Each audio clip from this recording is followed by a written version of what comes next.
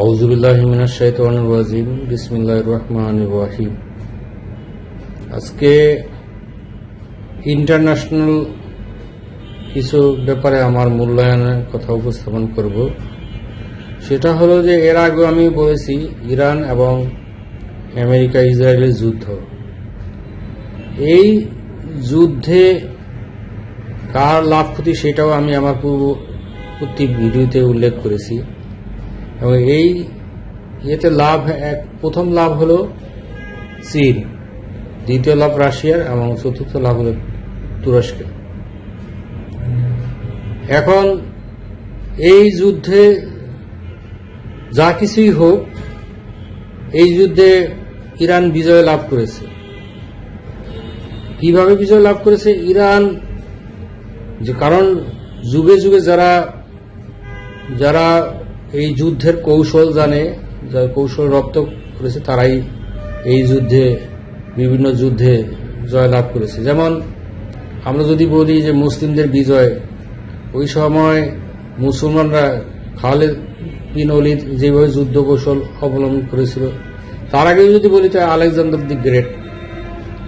তো last of all আমাদের এই উপমহাদেশে এই যে সিন্ধু বিজয় মোহাম্মদ বিন কাসিম, এই কাসিম যে যুদ্ধ বিভিন্ন জায়গায় জয় লাভ করেছে, তার একমাত্র হলো যে সে ওই সময় তারা অনেক দূরে একটা যে কোনো পাথর বা ওজনের জিনিস দূরে নিক্ষেপ করতে পারত, একটা কামানের মতো।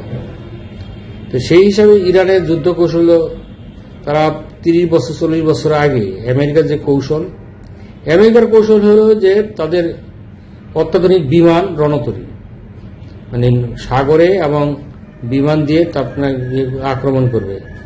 কিন্তু ইরান বুঝতে পারছে যে 30-40 বছর পরে এই যুদ্ধে কার্যকরী হবে না।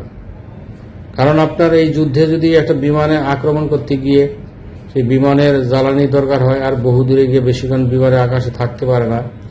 আর হলো যে ওখানে যে চালক, তার বিভিন্ন গুলি অথবা যান্ত্রিক ত্রুটির কারণে বিমান দুর্ঘটনা হলে ওই চালক প্যারাসুট দিয়ে নামতে হয় এবং ওই শত্রু দেশে পড়ে। শত্রু দেশে পড়লে ওই পাইলটকে ছাড়িয়ে আনতে ওই দেশের উপর আবার নাকে খত দিয়ে তাকে আবার ছাড়িয়ে আনতে হয়, খুব কষ্ট। এবং এটা মনস্তাত্ত্বিক দিক দিয়ে, পাইলট যদি আটকা পড়ে তাহলে মনস্তাত্ত্বিক দিক দিয়ে অনেকটা চাপের মধ্যে থাকতে হয়। তো ইরান এই যুদ্ধ অ্যাভয়েড করলো কি, যে এই যুদ্ধ আর করা যাবে না। ইরান করলো কি, বিমান বাহিনীর দিকে অত নজর দিল না, সে দিল ড্রোন এবং ক্ষেপণাস্ত্র। যে একই কাজ, যেখানে কোনো পাইলটও লাগবে না, বিমানও লাগবে না, যে পাইলটবিহীন ড্রোন আর ক্ষেপণাস্ত্র, সেখানে কোনো পাইলটের কোনো কিছু নাই। আপনি যেই জায়গায় আপনি আক্রমণ করতে চান, কম্পিউটারাইজড করে ওইভাবে আর্টিফিশিয়াল ইন্টেলিজেন্স দিয়ে তারা ওই জায়গায় হিট করবে। তো এই যুদ্ধ সেটা ইরান সবচেয়ে এগিয়ে আছে। তার মানে চীন এবং রাশিয়া, এরা যেরকম অত্যাধুনিক সবকিছুই আছে, কিন্তু এদের চেয়েও বেশি এগিয়ে আছে ইরান এই উপরে, মানে স্পেশালিস্ট বলি, তারপরে সুপার স্পেশালিস্ট। তারা এইগুলো নিয়ে গবেষণা করেছে। ইরানের বিভিন্ন ইউনিভার্সিটি, সায়েন্টিস্ট, ইরানের সেনাবাহিনী, মহিলা সেনাবাহিনী, পুরুষ সেনাবাহিনী, সবাই এই ব্যাপারে তারা গবেষণা করেছে। এই গবেষণা করে তাদের এই ড্রোন আর হলো এই যে ক্ষেপণাস্ত্র, এটাতে উৎকর্ষ সাধন লাভ করেছে। এখন কি হয়েছে, এখানে এসে আমেরিকা ধরা খাওয়া। যেখানে ইরান প্রতিদিন যদি 1000 এই ড্রোন এবং ক্ষেপণাস্ত্র মিলিয়ে তৈরি করতে পারে, শাহেদ ড্রোন এই জাতীয়, তাহলে সেখানে আমেরিকা 100 ড্রোন করতে পারে বা ক্ষেপণাস্ত্র তৈরি করতে পারে। তো সে এত বড় দেশ আমেরিকা, সেই হিসাবে প্রযুক্তি এবং চিন্তার দিক দিয়ে অনেক পিছনে। এখন আমেরিকার এই যেটা আমি এর আগে বলেছি যে রণতরী, এগুলা কিছুদিন পরে ভাঙ্গারের মতো মনে হবে। কারণ এইগুলা যেখানে সেখানে থাকবে, ওইটা একটা ড্রোন একটা ক্ষেপণাস্ত্র দিয়ে এটা হিট করে ডুবিয়ে দেওয়া সম্ভব। আর বিমান বাহিনী এইগুলো ভাঙ্গারি দোকানের মতো বিক্রি করতে হবে, কারণ এগুলো চালানোর জন্য পাইলট লাগতে হবে। এই যুদ্ধ ইরান সূচনা করলো যে ড্রোন এবং এই ক্ষেপণাস্ত্রের যুদ্ধ, যার জন্য এই যুদ্ধে গিয়ে আমেরিকা ইরানের কাছে ধরা খেল। এবং আরেকটা যে নৌবাহিনী এই বড় যুদ্ধ জাহাজ দিয়ে কোনো কাজ হবে না, ছোট ছোট যুদ্ধ জাহাজ যদি লস হয় ছোট 4-5 জন লস হলো, 2-3 জন সৈন্য লস হলো, ছোট একটা বোট লস হলো, এবং এটা দিয়ে দ্রুত আক্রমণ করা যায়, দ্রুত সরিয়ে যাওয়া যায়। বড় জাহাজ দিয়ে কোনো কাজ নাই, কারণ এগুলো যে কোনো একটা ক্ষেপণাস্ত্র, একটা ড্রোনে আঘাতে এগুলো ধ্বংস হয়ে যাবে। সুতরাং এই আগামী যুদ্ধ হবে এই ড্রোন এবং এই আপনার ক্ষেপণাস্ত্রের। সুতরাং এই ক্ষেত্রে প্রথম ইয়েতেই আমেরিকা ধরা খেয়েছে। যেমন হরমুজ প্রণালীতে বড় বড় জাহাজ নিয়ে আমেরিকা কিছুই করতে পারতেছে না, বিমান বাহিনী নিয়ে কিছুই করতে পারতেছে না। হ্যাঁ, তো বিমান দিয়ে আক্রমণ করে সেই B-52 বা B-52, তারপর অন্যান্য বিমান ওর ওই ক্ষেপণাস্ত্র আঘাতে, প্রিসাইজড ক্ষেপণাস্ত্রের আঘাতে ওগুলা ধ্বংস হয়ে যাবে। তারপরে বলি যে এই যুদ্ধে ইরান যদি জিতে যায় তাইলেও আমেরিকার লস, আর ইরান যদি কোনো সময় যদি হেরেও যায় তাও আমেরিকা যা হয়ে গেছে লস। কারণ আমি দেখেছি যে, যেটা আমি বিভিন্ন বই পুস্তক পড়ে দেখেছি, যে প্রথম বিশ্ব মহাযুদ্ধে ব্রিটিশ ছিল সবকিছু, সব সুপার পাওয়ার এবং 1 নাম্বার পাওয়ার রাষ্ট্র। ব্রিটিশ সাম্রাজ্য যেমন ছিল যে ফিলিপাইন থেকে সূর্য উঠতো, সেই সূর্য গিয়ে কানাডায় গিয়ে ডুবতো। ব্রিটিশ সাম্রাজ্যে কোনো সূর্য অস্ত যেত না, সব কোনো না কোনো রাষ্ট্রে এই সূর্য থাকতো। সেই ব্রিটিশ প্রথম বিশ্ব মহাযুদ্ধে জিতলো, কিন্তু অর্থনৈতিক তার এই আধিপত্য আমেরিকার হাতে চলে গেল, কারণ এই যুদ্ধের খরচই করত। দ্বিতীয় বিশ্ব মহাযুদ্ধে সে এত দেউলিয়া হইল যে তার রাষ্ট্রই থাকলো না, সে একটা দ্বীপ রাষ্ট্র হইল, সমস্ত সাম্রাজ্য ধ্বংস হয়ে গেল, আমেরিকা উঠে আসলো। আমেরিকার তাই অবস্থা। আমেরিকা এখন এই যুদ্ধে যদি ইরান হারেও, তাহলে আমেরিকার যে টাকা পয়সা, সেনাবাহিনী যেভাবে ধ্বংসপ্রাপ্ত হয়ে গেছে, আমেরিকার আর সুপার পাওয়ার থাকবে না, এটা চলে গেছে চীনের হাতে। এখন যে ইরান বলছে আমি ইউএনএ যে জাহাজ তেল কেউ কিনবে তারে হরমুজ প্রণালী দিয়ে যেতে দিবে। সুতরাং ডলারের আধিপত্য শেষ হবে, আমেরিকা আর সুপার পাওয়ার কেউ মানতে চাবে না। আমেরিকা কাউকে যে সুরক্ষা দিতে পারে না, সেটা মিডল ইস্টের কান্ট্রি এবং জাপান, দক্ষিণ কোরিয়া এগুলো সব দেখতে পেল যে সচক্ষে যে আমেরিকায় কাউরই সুরক্ষা দিতে পারবে না। সুতরাং সবাই এই চায়না, চীনকে এখন সুপার পাওয়ার হিসেবে মেনে নেওয়া শুরু করছে এবং সামনে আরো মানতে বাধ্য হবে। তো এই জন্য আমাদের এই ইন্টারন্যাশনাল হিসাবে আমাদের দেশের যে করণীয় কি ছিল, আমাদের দেশ সেটা ঠিক মতো করতে পারে না। কারণ আমাদের দেশের যে সরকার, এখানে সুষ্ঠু ইলেকশনের মাধ্যমে সরকার হওয়া দরকার ছিল, এখানে যে সুষ্ঠু ইলেকশন হয় না। আমি অনেক সময় প্রিডিক্ট করছি যে একটা পার্টি জিতে আসবে, কিন্তু সেই পার্টিটা জিততে পারে না। কারণ অনেকে পরে বলছে আপনি যে প্রিডিক্ট করলেন সেটা তো হলো না। আমি বলি না, সেটা কিছুদিন পরে সব এই থলের বিড়াল বের হওয়া শুরু করলো, কিভাবে নির্বাচন ইঞ্জিনিয়ারিং করে এই জিনিসটাকে করা হলো।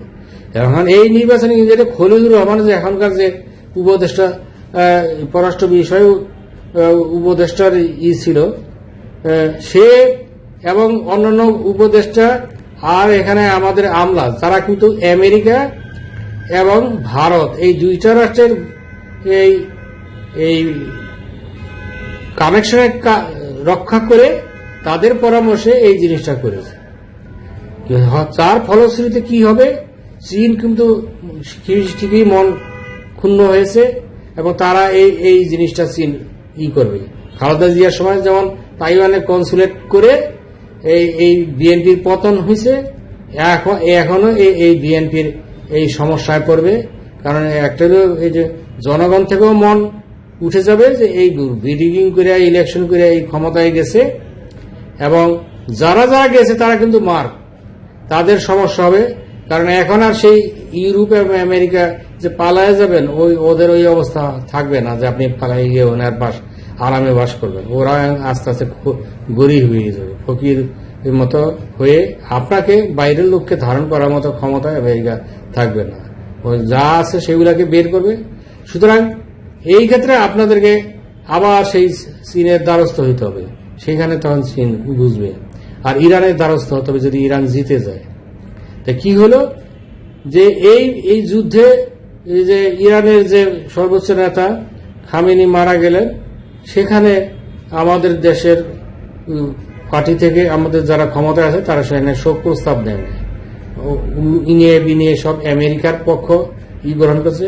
আর ভারতের অবস্থা তো আরো খারাপ হবে, কারণ ভারত ইরানের নৌবাহিনী ডুবিয়ে দিয়েছে, এটা ইরান কোনোদিন ভুলবে না। হয়তো এখন যুদ্ধের কারণে ভারতের সাথে একটু একটু হালকা সম্পর্ক বজায় রেখেছে, কিন্তু জিনিসটা এটা এরকম থাকবে না।